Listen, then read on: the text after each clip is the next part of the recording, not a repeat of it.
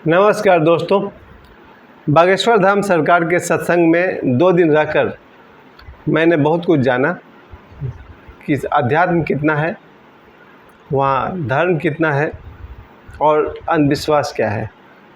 आज के इस वीडियो में मैं आप सभी को बताना चाहता हूँ, किसी भी चीज़ को जानने के लिए, किसी भी चीज़ को मानने के लिए उसके नज़दीक जाना ज़रूरी है। सभी लोग मान लेते हैं कि पंडित धीरेन्द्र गिरी शास्त्री अच्छे हैं और बहुत लोग मान के बैठे हुए हैं कि पंडित धीरेन्द्र गिरी शास्त्री गलत हैं। प्यारे दोस्तों, मैं 2 दिन लगातार बागेश्वर धाम सरकार के पटना के सत्संग में रहा। उनके सामने जाकर के जो कुछ भी मैंने जाना वो आप सभी को शेयर करना चाहता हूँ। जो लोग भी मोबाइल पर उनके कार्यक्रम को देखते हैं और कई लोग उनके कार्यक्रम को टीवी पर देखते हैं और मैंने अपने आँखों देखे हाल आप सभी को सुनाना चाहता हूँ। पहली बात कि हम लोग यहाँ से निकले थे जब कथा का दूसरा दिन चल रहा था। मैं था, मेरी बेटी साक्षी और मेरा बेटा सोहम पांडे और मैं सरोज पांडे। इससे पहले कि मैं बहुत सारे शिविर कर चुका हूँ अलग अलग संतों के, और ये मेरे लिए एक तरह से बहुत ही सुंदर अनुभव रहा कि मैं ओशो का शिष्य हूँ और मैं किसी भी चीज़ को मानने से पहले जानना चाहता हूँ, नज़दीक जाना चाहता हूँ। और मैं अपने दोनों बच्चों के साथ पटना पहुंचा। वहाँ पर 14 तारीख को बहुत खुशी की बात थी कि हम सभी, लेकिन गलती ये कर बैठा कि हम लोग गए थे पटना इंटरसिटी से, जिसने 11 घंटे में हम लोग को पटना पहुंचाया। सुबह 8 बजे ट्रेन खुली थी यहाँ से और शाम को 7 बजे के बाद ट्रेन पटना पहुंची। ये मेरे लिए बहुत दुखद रहा। इसलिए जो कोई भी धनबाद से पटना जाते हैं उनसे मैं कहना चाहता हूँ कि वहाँ आने के लिए 5-6 घंटे का सफ़र है जो गंगा दामोदर से हो जाता है। अगर आप पटना इंटरसिटी पकड़ते हैं तो आपको वही 11 घंटा लग जाता है। उस पर से हम लोगों ने रिजर्वेशन कराया था, लेकिन दिन में रिजर्वेशन कराएंगे तो लोग आपको चैन से नहीं रहने देंगे। और हम लोग की हालत जो हो गई थी वो 2nd क्लास डब्बे वाली हालत हो गई थी। भीड़ आती गई, हम लोग को उठाकर बैठा दिया गया और हम लोग सिर्फ अपने सीट पर बैठ करके पूरे 11 घंटे की यात्रा हम लोगों ने की। वो हमारे लिए बहुत ही कठोर रहा और आगे हम लोग याद रखेंगे कि अगर संभव हुआ तो हम लोग एसी में ही रिजर्वेशन कराएंगे। दिन के सफ़र में 2nd क्लास में रिजर्वेशन करना कोई बहुत बड़ी समझदारी नहीं है। अब वापस हम लोग पटना पहुँचे शाम को 7:30 के आसपास। वहाँ सबसे पहले हम लोगों ने महावीर मंदिर का दर्शन किए, फिर वहाँ से हम लोग आगे बढ़ चले। अभी बागेश्वर धाम सरकार का सत्संग आज और कल 2 दिन चल रहा है। जो कोई भी वहाँ कल जाना चाहते हैं उनको अगर मैं थोड़ी सी राय दे पाऊँ तो मैं इस वीडियो से कहना चाहूँगा कि जब जब कहीं भी बागेश्वर धाम सरकार का कार्यक्रम होता हो उसमें आपके पास क्या क्या होना चाहिए वो आपको बताना चाहता हूँ। तो हम लोग को पटना से जाना था नौबतपुर। सीधे हम लोग ऑटो स्टैंड पहुँचे, लेकिन वहाँ से बहुत मुश्किल से एक ऑटो मिला जो सीधा नौबतपुर जा रहा था। वह भीड़ खचाखच उसने भर ली, लेकिन हम लोग को जाना ही था तो हम लोग ऑटो से चले गए।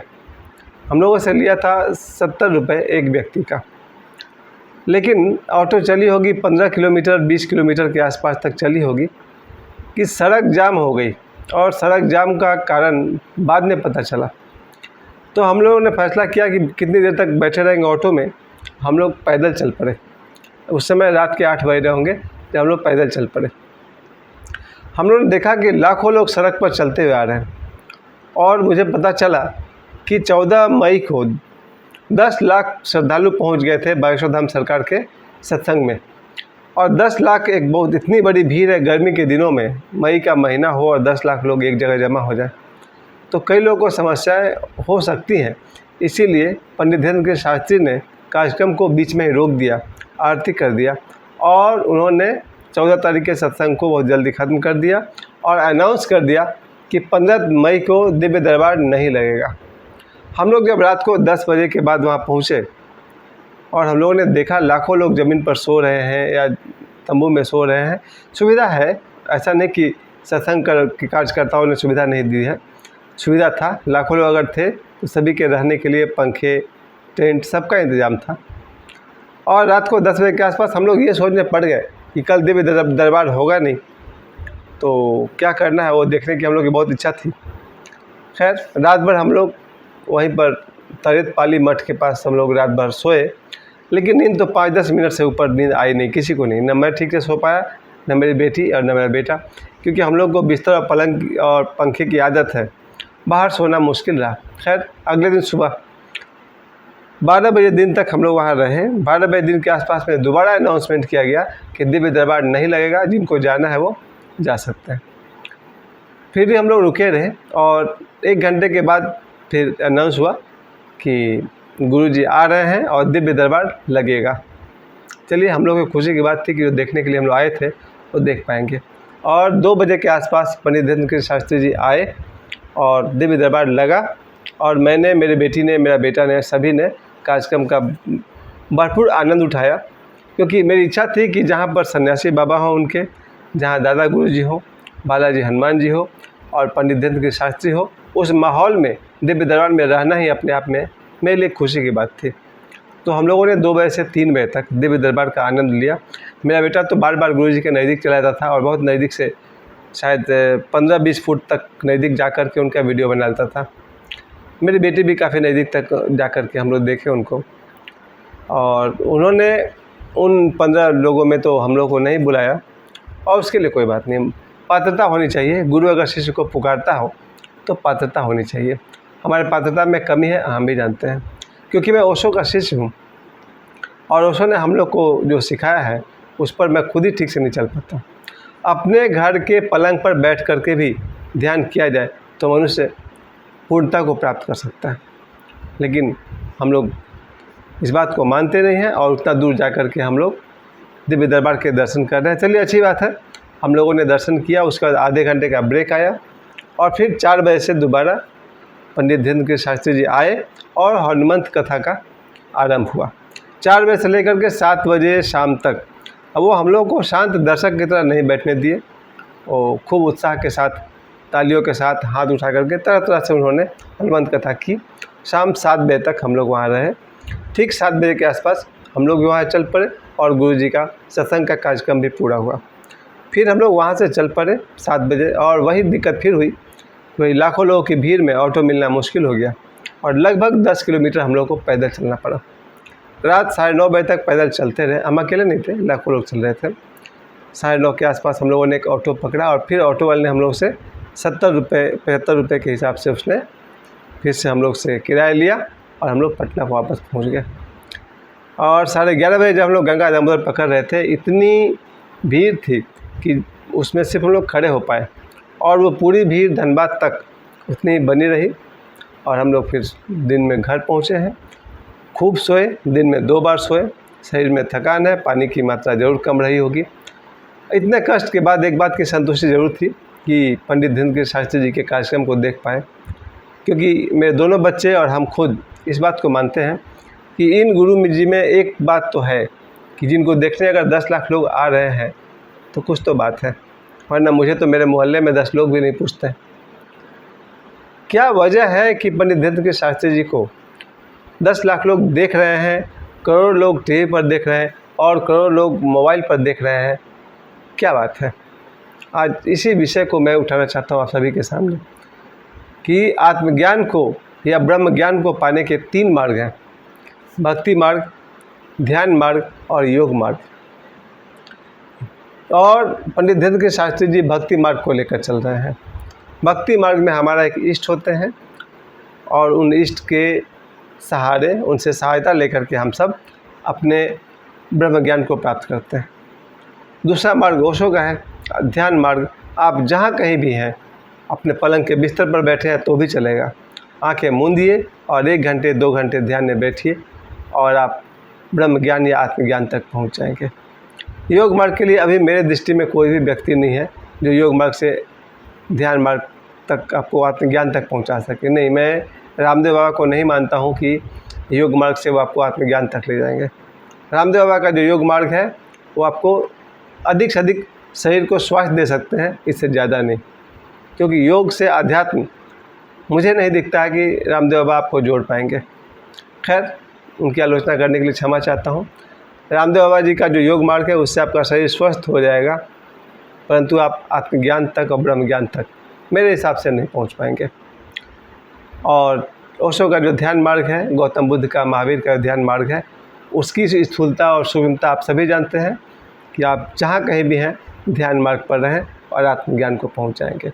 अब आती है बात पंडित धीरेन्द्र कृष्ण शास्त्री जी का। इनका मार्ग क्या है? इनका मार्ग है भक्ति मार्ग। ये हमें सिखाते हैं अपने आप को बालाजी हनुमान जी के साथ जोड़ना, अपने से किसी श्रेष्ठ के साथ, सिद्ध के साथ जोड़ लेना चाहिए। उनके सन्यासी बाबा के साथ अपने आप को आप कनेक्ट कर लीजिए, उनके दादा गुरु के साथ अपने आप को कनेक्ट कीजिए, यहाँ तक कि पंडित धीरेन्द्र कृष्ण शास्त्री से भी अपने आप को जोड़ लेते हैं तो भक्ति मार्ग भी आपको ईश्वर तक पहुँचाती है। भक्ति मार्ग के बहुत सारे उदाहरण आप सभी जानते हैं, चाहे वो मीरा हो या सूरदास हो या कई लोग हैं जो भक्ति मार्ग से सिद्धि तक पहुँचे हैं।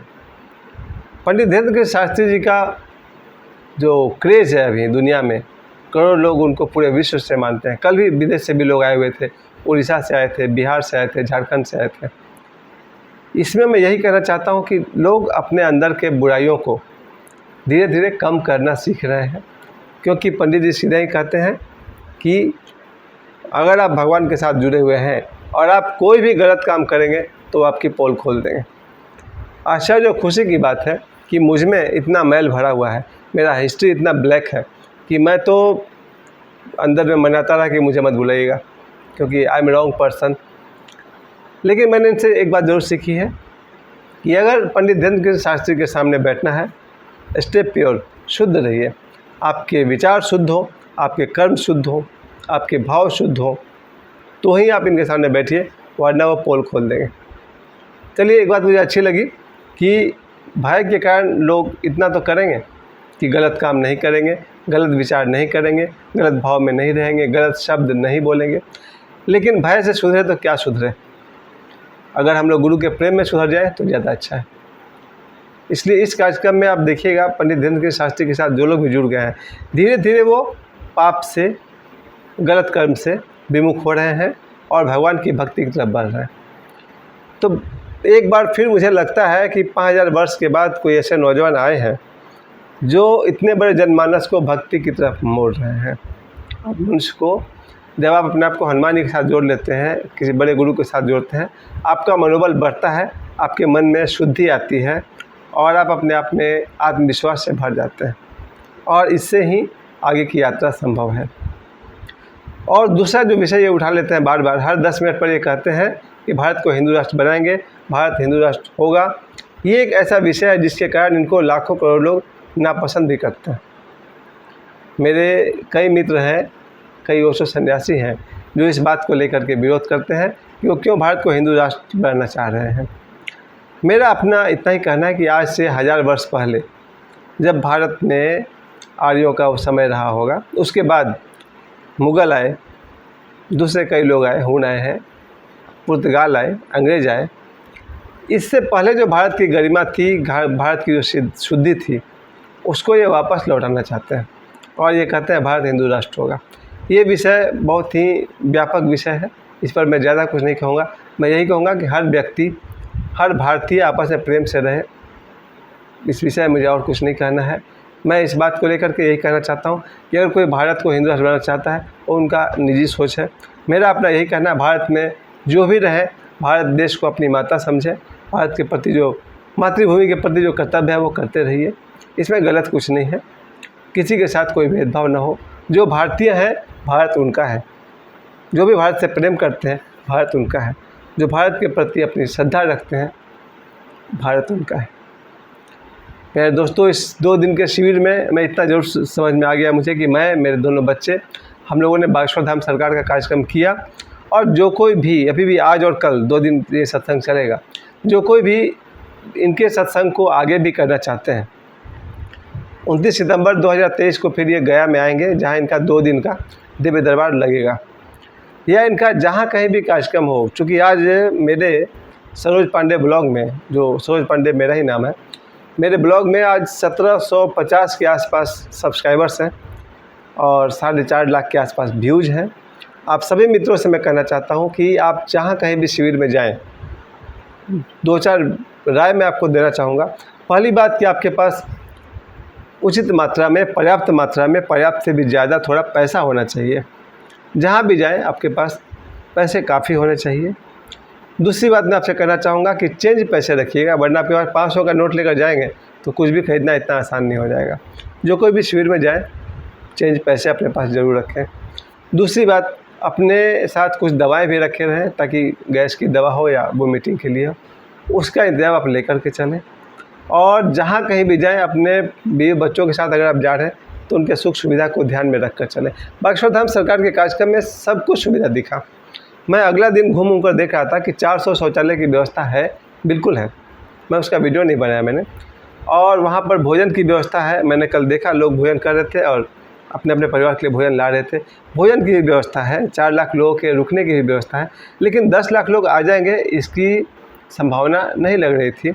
10 लाख लोगों के आ जाने से थोड़ी बहुत सुविधा हुई होगी, लेकिन मेरी तरफ से सब कुछ सुविधा था। रहने की व्यवस्था थी, भोजन की व्यवस्था थी, शौचालय की व्यवस्था थी और स्नान की व्यवस्था बहुत सुंदर थी।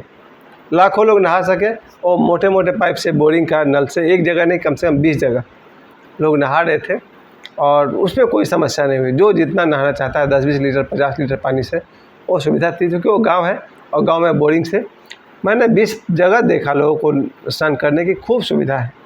सब कुछ होते हुए आप जब कभी बाहर आप लोग शिविर करने जाएं, अपनी कुछ सुविधा अपने पास रखे रहें और करना चाहिए, सत्संग करना चाहिए। सत्संग कीजिए, शिविर कीजिए, अपने धर्म को मजबूत कीजिए, अपने भाव को शुद्ध कीजिए, आत्मज्ञान ब्रह्म ज्ञान की तरफ बढ़िए। पंडित धीरेन्द्र कृष्ण शास्त्री एक तरह से अपनी जान को हथेली में लेकर चल रहे हैं।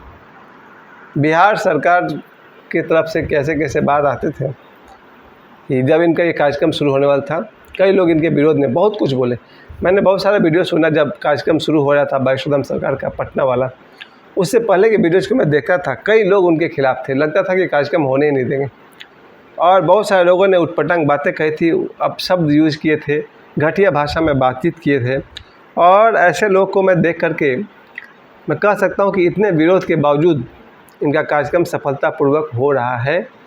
लाखों लोग प्रत्यक्षदर्शी हैं, करोड़ों लोग घर से ध्यान कर रहे हैं।